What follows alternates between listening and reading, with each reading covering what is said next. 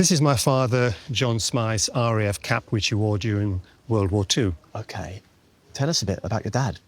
Well, my dad was from Sierra Leone, and when World War II started, he volunteered to join the RAF, where he trained, became an officer, and joined Bomber Command. Why did he want to join the RAF? Well, I think one was Sierra Leone was part of the British Empire at the time. OK. But also he knew that if Hitler and his Nazi regime had succeeded, it would be bad for the whole world. So he was willing to step up and play his part. My father never talked about the war when we were growing up as children. Right. It's only since he's died that I've been able to research his story and find out a lot more about what went on.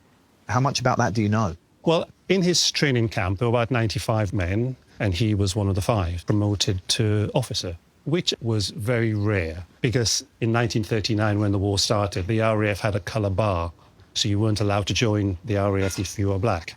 I didn't realise that. So it was only under a lot of pressure that they eventually relented. Wow. So he was, to a certain extent, he was trailblazing.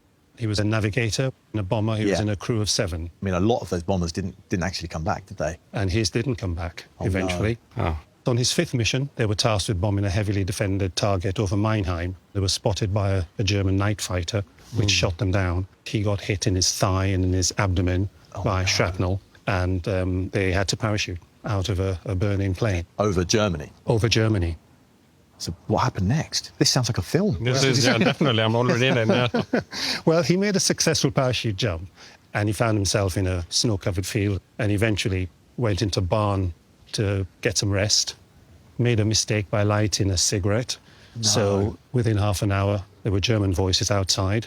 They started shooting into the barn, so he had to come out with arms raised and surrendered.